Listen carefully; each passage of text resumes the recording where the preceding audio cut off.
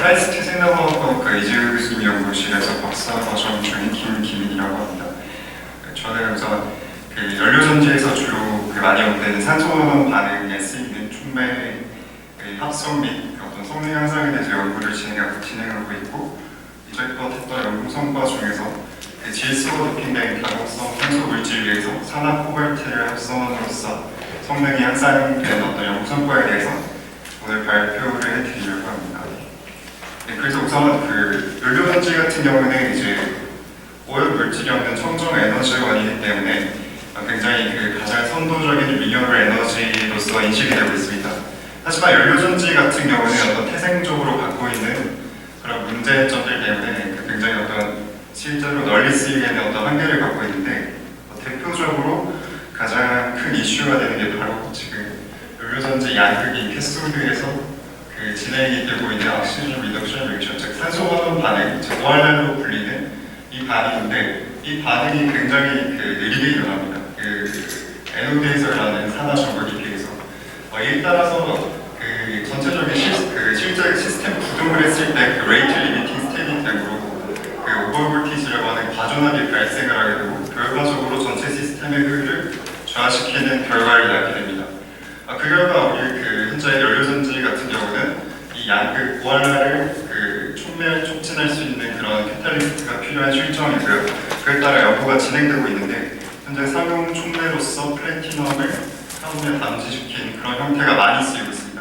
근데 여러분도 아시다시피 플래티넘 같은 경우는 매우 고가이고 공급량이 매우 적기 때문에 범용성이 매우 떨어진다고 보실 수 있고요. 또한 장시간 구동 시에 내구도가 매우 떨어지기 때문에 한계를 지니고 있습니다. 그에 따라서 이제 플래티넘 같은 그런 비금속을 쓰지 않는 non precious metal 캐탈리스트에 대한 연구가 굉장히 많이 이루어지고 있습니다.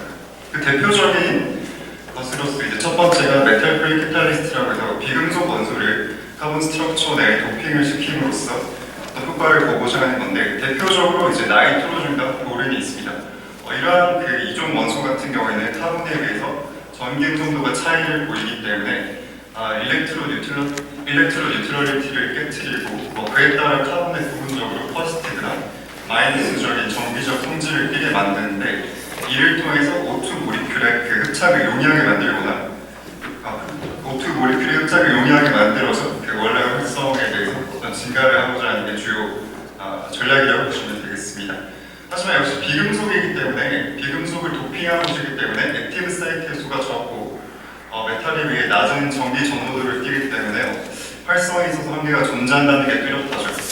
그에 따라서 이제 대안으로서 이런 메탈 프리 캐탈리스트 위에서 메탈 옥사이드라는 새로운 액티브 사이트를 추가해 줌으로써 증가 효과를 노리고, 또한 메탈 옥사이드의 경우 특유의 구조와 다양한 산화수 때문에 O2 모리큘 흡착과 전자교환에 매우 친화적입니다. 그에 따라서 경쟁력 있는 ORR 활성을 실제로 앞선 두 사례에서 보여주기도 했었습니다. 저 또한 이런 어프로치 위에서 이런 어프로치를 바탕으로 어떤 요소를 끼워서 이제 활성을 최대화시키려고 했는데, 그 전략 중에 하나가 이제 포러스한 카본 서포트 위에서 CO3-4라는 메탈 옥사이드를 성장시킴으로써 성능을 향상시키고 있습니다. 결국 이제 포러스한 서포트를 이용하니까 매스 트랜스퍼적인 이점이 있으므로 그런 효과를 좀 누리고자 했는데, 우선 포러스 카본의 경우에는 폴리아크릴로 나이트릴인 나이트로젠을 포함한 전도성 거분자를 가지고 KLH 액티베이션을 통해 나이트로젠 독트 포러스 카본을 만들었고요. 이러한 포러스 서포트를 깨트리지 않고 CO3-4를 합성하는 것이 중요하기 때문에 프리커서를 이제 이온화가 물에서 잘 되는 프리커서를 택해서 포러스 카본에 침투시키는 임프레그네이션 방법을 채택하였습니다. 그에 따라서 포러스한 네트워크를 유지하면서 동시에 액티브 사이트를 늘리는 그런 시너지 이펙트를 누리고자 했습니다. 그 결과입니다.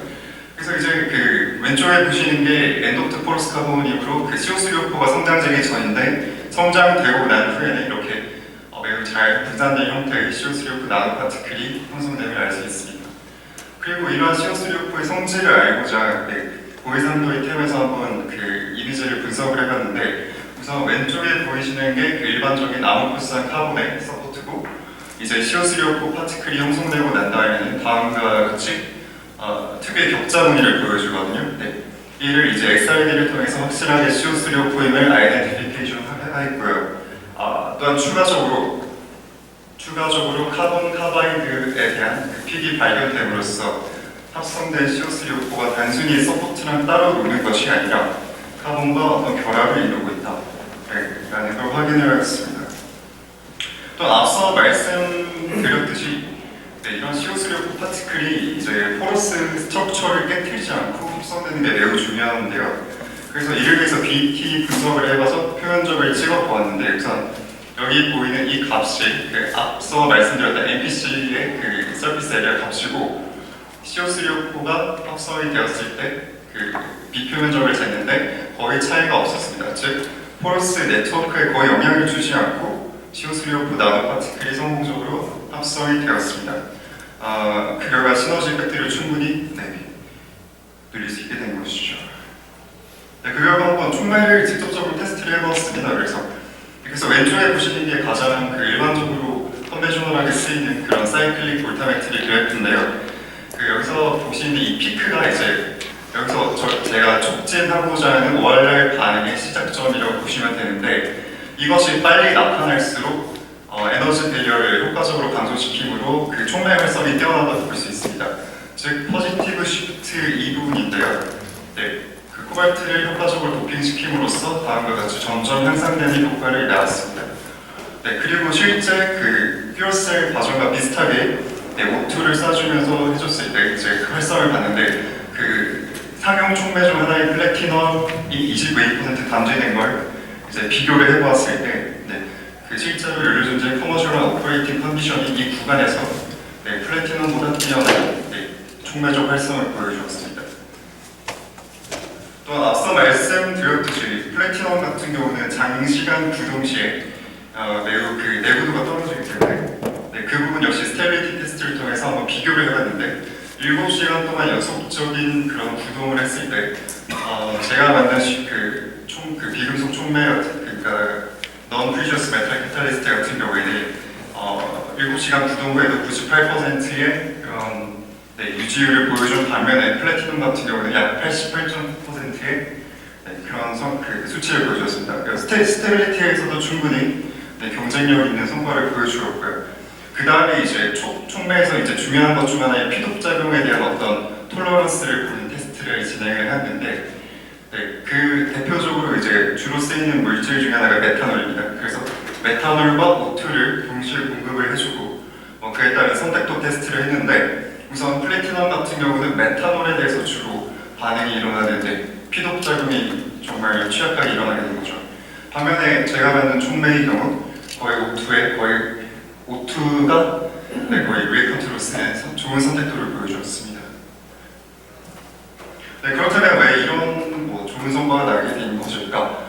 이제 분석을 해보면 크게 두 가지 요소가 있었는데 첫 번째는 앞서 그 새로운 액티브 사이트로서 유도한 이 CO3O4가 그 4일렉트론 패스웨이에 최적화된 그런 액티브 사이트였다는 것인데 그 ORR 반응에도 두 가지 종류가 있습니다. 이제 그 두 개의 전자를 차례로 주고받는 2일렉트론 패스웨이와 그 다음에 4개의 전자를 한 번에 주고받는 4일렉트론 패스웨이가 있는데 이제 CO3O4 같은 경우에는 4일렉트론 패스웨이에 최적화된 액티브 사이트라는 거죠. 아무래도 4개의 전자를 한 번에 동시에 갖다 보니 키네틱하게 빠릅니다. 그래서 확실히 이 결과를 보면 알 수 있는 게 점점 4에 가까운 수치로 증가한다는 걸 알 수 있죠. 플래티넘 같은 경우는 대표적인 4일렉트론 패스웨이 피탈리스트로 알려져 있습니다. 그 다음으로는 이제 N 펑셔널 그룹에서 어떤 변화를 감지를 했는데 그 XPS를 통해서 분석한 그 N 펑셔널 그룹의 변화를 보시면 이게 이제 NPC고요. 이제 그 다음 CO3O4가 합성된 후에는 N6의 수치가 낮아졌고 N5의 수치가 높아졌는데 그 바로 해석을 하기로는 이제 이 N6로 불리는 게 N 펑셔널 그룹에서 육각형 구조를 띠고 있다고 해서 N6로 명칭을 붙이고 N5라고 붙이는 오각형 구조를 가지고 있기 때문에 N5라고 붙이는데 일반적으로 이 N5가 ORR 반응에 더 페이버러블한 그런 펑셔널 그룹입니다. 그래서 어떤 CO3O4 파티클을 형성함과 동시에 어떤 컨버전이 일어나서 ORR 반응에 굉장히 페이버러블하게 되었다라고 해석을 하고 있습니다. 네, 그 결과 이제 결론을 말씀드리면 저 같은 경우는 이제 액티브 사이트를 다양화함과 동시에 그걸 포러스 서포트에서 구현함으로써 매스 트랜스퍼의 이점을 누리려고 했고요. 그러기 위해서 중요한 건 우선 포러스 스트럭처를 깨트리지 않아야 되는데 깨트리지 않고 파티클을 어떻게 형성하느냐에 대한 고민을 굉장히 많이 했습니다. 그에 따라서 그 임프레그네이션이라는 방법을 도입을 했고 실제 플래티넘과 비교했을 때 더 뛰어난 ORR 활성을 보여주었고 또한 내구성과 선택도도 뛰어났습니다. 그런 이유로서는 대표적으로 제가 도입한 그 액티브 사이트가 폴리에틸론 패스웨이 최적화되었고 또한 그 동시에 그 N 펑셔널 그룹이 좀 더 ORR에 더 활성화되어 있는 그룹으로서 바뀜으로써 훨씬 좋아진 그런 원인이라고 보시면 되겠습니다. 감사합니다.